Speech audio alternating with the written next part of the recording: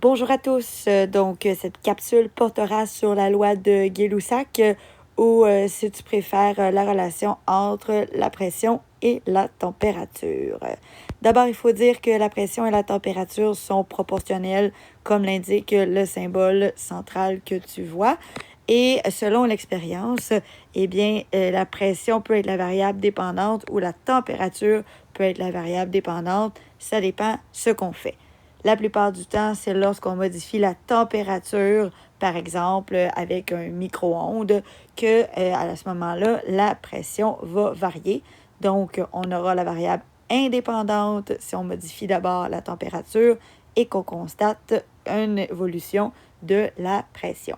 Évidemment, cette loi-là n'est applicable que si et seulement si on a des volumes et des quantités de matière représentées par la variable N constant. Donc, ça veut dire qu'il ne change pas.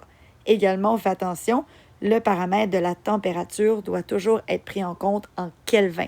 Donc, attention avec le piège, ce n'est pas vrai que si on double la température en degrés Celsius, que la pression va doubler. Piège classique des évaluations. Si c'est une relation qui est proportionnelle, tu ne seras pas étonné de voir passer une belle droite passer par l'ordonnée à l'origine, donc le 0,0.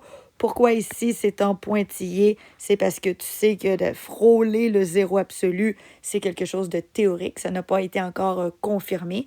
Donc, c'est pour ça qu'on est capable d'extrapoler la droite vers le zéro absolu, mais que cette valeur n'a pas encore été atteinte. Comment comprendre la relation de Gay-Lussac, mais avec la théorie cinétique? C'est évidemment avec le postulat numéro 3.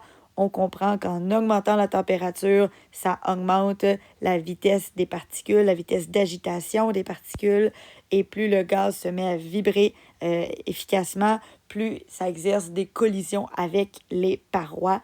Et donc, il y a plus d'énergie cinétique qui est créée par le fait même temps qu'il y a plus de pression. Donc, ça, c'est entre autres le postulat numéro 3. Donc, c'est ça qui met en relation la température avec la pression. Pour la visualisation, je t'invite à aller voir l'application PHET Colorado et à aller cocher volume constant. Tu pourras donc t'amuser à bloquer donc le paramètre du volume et observer ce qui suit.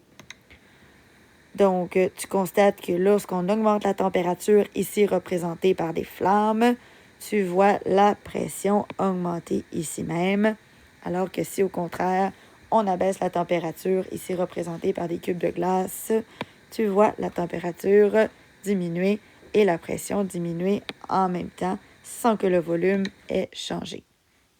Évidemment, le nombre de moles ne change pas non plus. La relation mathématique qui permet de regarder l'évolution entre un système pression-température 1 et un changement de pression ou de température. On voit que c'est une relation proportionnelle.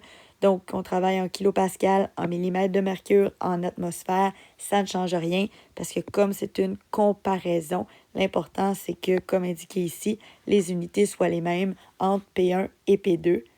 Par contre, au niveau de la température, on n'a pas le choix. On doit travailler avec le Kelvin, qui est l'unité de proportionnalité. Ça donne quoi comme exercice? Ça donne un exercice comme suit, c'est-à-dire qu'on a deux températures qu'on convertit en Kelvin à l'aide de la transformation plus 273. On a une pression en kilopascal. Celle-ci est donnée en notation scientifique. Ça ne nous affraie pas du tout. Donc, on est capable de la gérer efficacement. On élimine les kelvins avec les kelvins. Ça donne donc des kilopascals. Et on peut, à notre guise ou pas, selon ce qui est demandé, donner notre réponse en notation scientifique. Je te rappelle comment faire. Donc, on part de la droite et on fait 1, 2, 3 chiffres. Donc, comme on fait plutôt 3 bons, désolé. Donc, ça va vouloir dire qu'on va aller mettre un petit x10 à la 3. Et on garde soit un chiffre ou 2 ou 3 après la virgule. Éventuellement, on verra ce qu'on appelle les chiffres significatifs. Et donc, ça nous permettra d'apporter un jugement clair sur combien de chiffres on garde après la virgule. Donc voilà, j'espère que cette courte vidéo t'a aidé à comprendre la relation de Gay-Lussac. Je te souhaite une excellente fin de journée.